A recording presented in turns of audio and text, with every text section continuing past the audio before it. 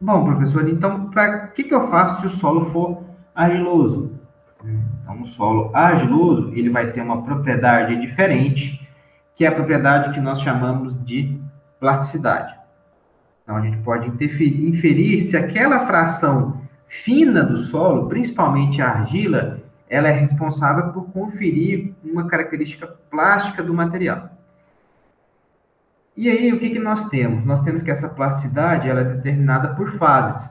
O solo ele tem estágios diferenciados que vão variar, como vocês podem ver nessa primeira figura aqui, em relação ao teor de umidade.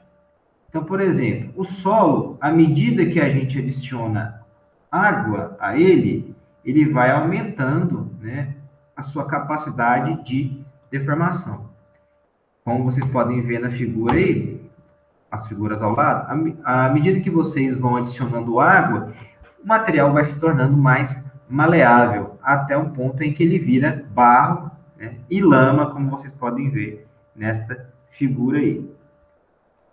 E o que observou-se, né, que o teor de umidade, ele ia aumentando, né, nesse sentido aqui, até o material se tornar líquido, e que existiam zonas em que o material tinha comportamentos distintos. Por exemplo, em teor de umidade muito baixo, né, o solo ele costuma ser o quê? Um material rígido, como vocês podem ver aqui, né, nessa figura de cima.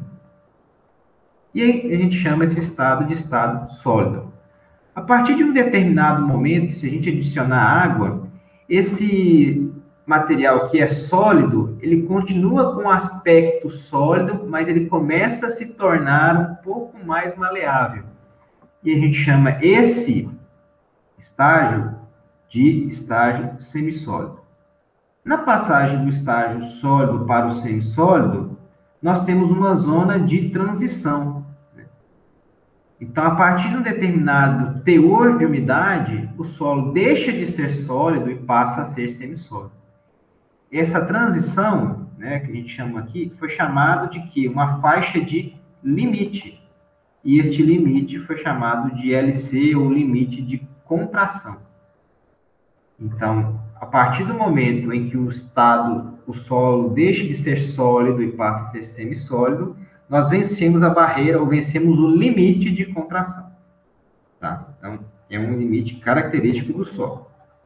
Bom, continuamos adicionando água no solo, e aí nós notamos que o material, como vocês podem ver aqui, ó, a gente consegue aplicar grandes deformações nele, e o material continua ainda sendo deformável, ele não se rompe.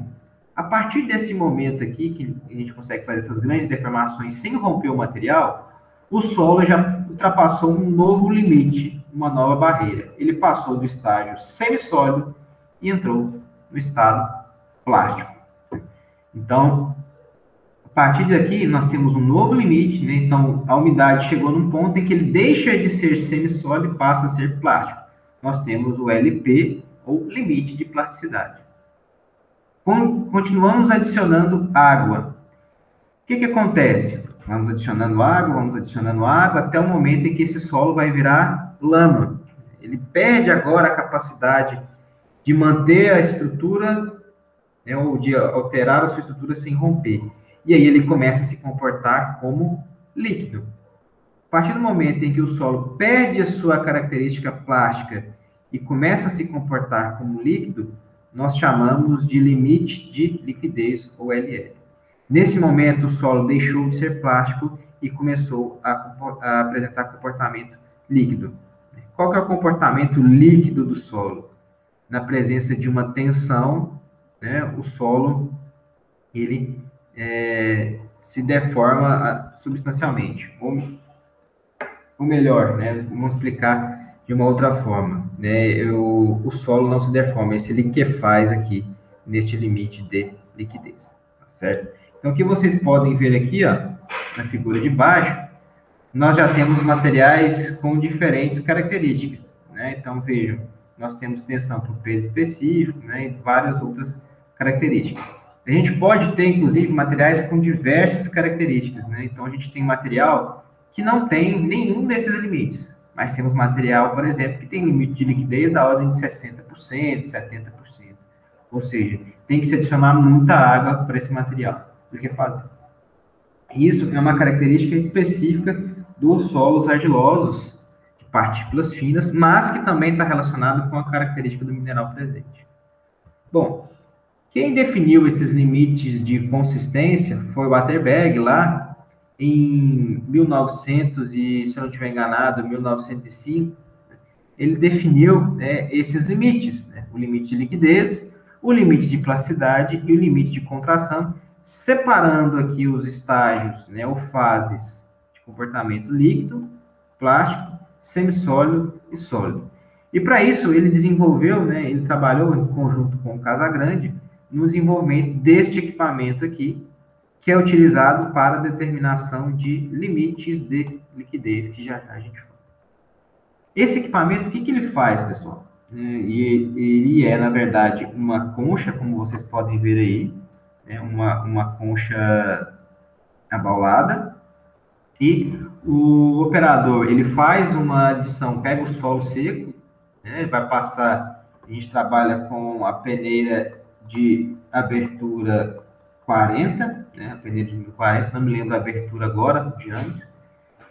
E o que o operador faz? Adiciona água, homogeneiza esse material e coloca esse material nessa concha metálica e abre, né, esse material com um cinzel. Então, vou mostrar para vocês o que é feito. Ele faz uma pasta de sol, né, umedecendo com água, coloca sobre a concha, pega esse material aqui, que é um cinzel, e abre esse risco, né? Ele faz uma incisão aqui. E o que ele faz depois disso? Ele vai girar, né, essa manivela aqui. Essa manivela faz com que essa concha bata sobre essa base que é emborrachada. Na hora que essa concha bate nessa base emborrachada, ele gera uma tensão nessa massa de solo, fazendo com que, né, essa abertura aqui se feche. Então vejam que aqui o material no início do ensaio está aberto e com os golpes sucessivos esse impacto é transferido para amostras de solo para que ocorra esse fechamento. A gente vai anotando o número de golpes necessários para fechar isso aqui em pelo menos 1 centímetro. Ou, né, na verdade, em 20 milímetros, a gente fala nisso, 15 milímetros, por aí.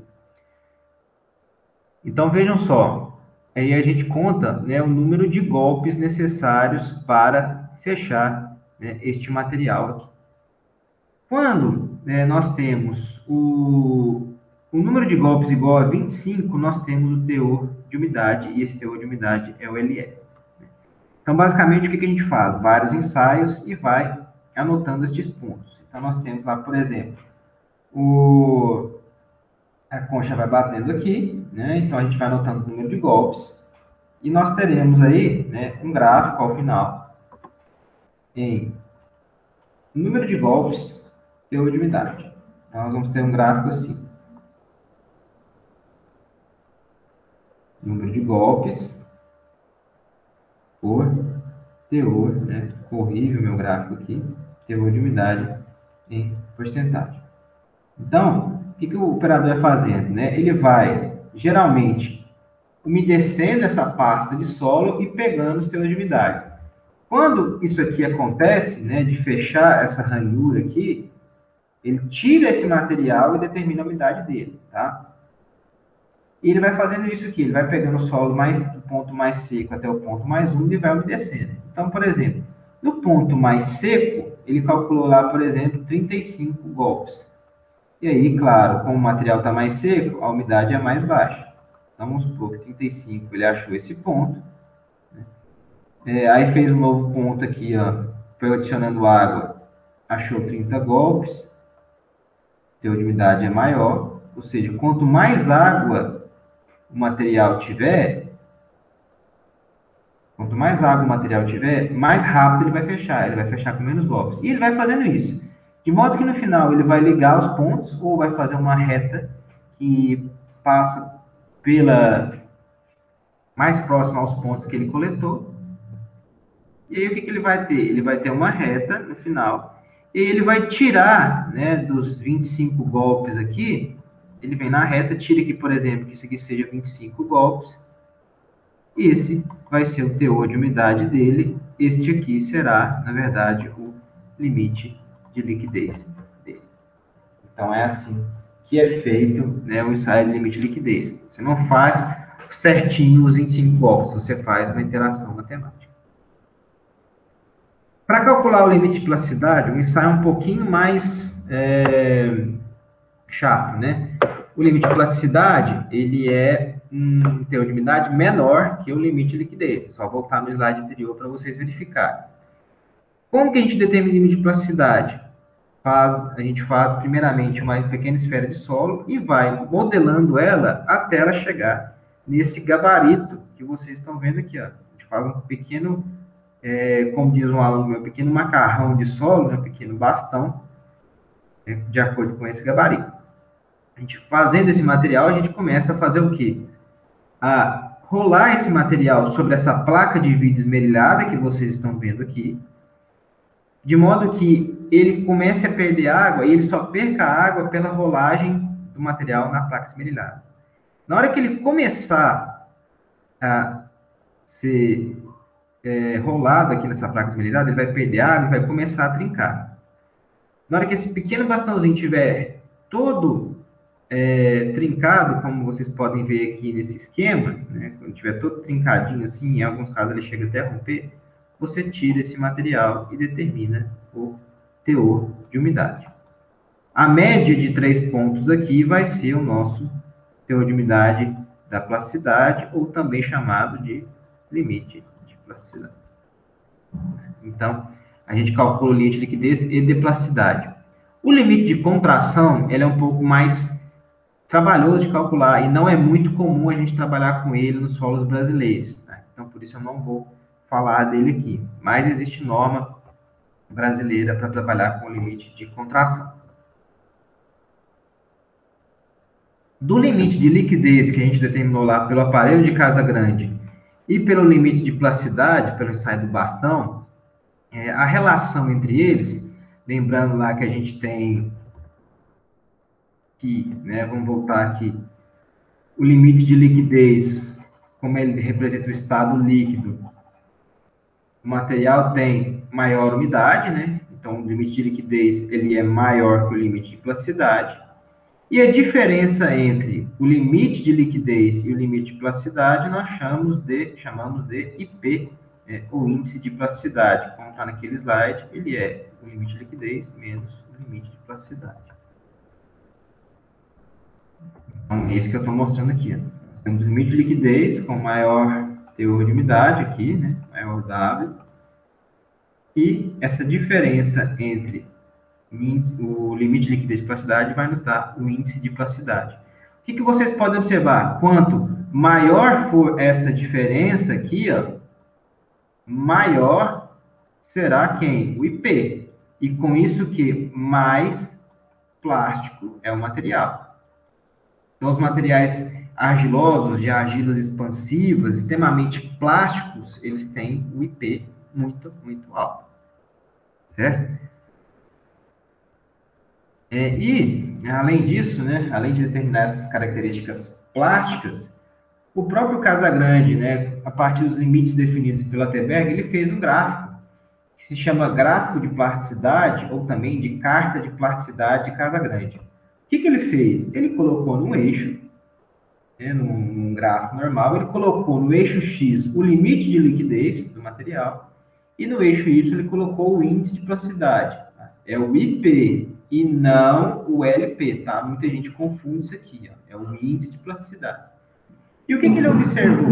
Que o material, ele tinha características muito semelhantes, de modo a formar grupos, né? Então, ele tinha zonas específicas aqui, que eram de acordo com a granulometria e com a característica plástica. Então, o que ele observou, por exemplo?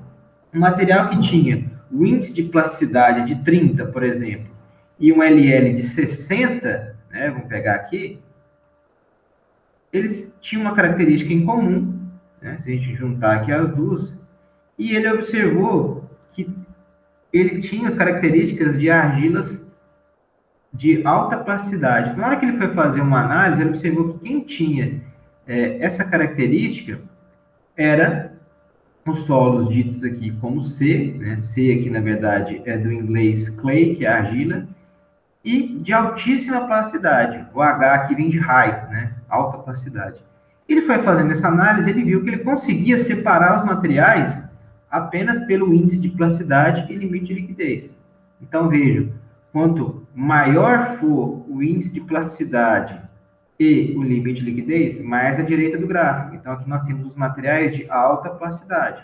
Então, nós temos aqui o CH, que seria a argila de alta plasticidade, e o MH, né, o M aqui nesse caso, representa, né, o silt. Então, aqui nós temos as frações silts de alta plasticidade. E o O representa, né, no caso aqui, materiais com característica orgânica. Então, materiais orgânicos de alta plasticidade, certo? E ao contrário, né, quando o material tem baixo índice de plasticidade, baixo limite de liquidez, ele fica mais à esquerda do gráfico, né? E aí nós temos os materiais com a sigla L, que seria de low, ou baixa plasticidade. Então, esse gráfico, né, ele já, se vocês fizerem uma análise, por exemplo, com índice de plasticidade e o limite de liquidez, vocês podem ver se o material de vocês é pouco ou muito plástico. Então, ele é muito utilizado e nós vamos falar dele, inclusive, nos sistemas de classificação de solos, que é o nosso próximo assunto. Nós vamos utilizar agora uma parte disso que foi falado aqui para classificar os materiais. Então, nós temos aí a granulometria e o limite, principalmente, atuando para a classificação de solos. Então, nosso próximo assunto agora, nós vamos entrar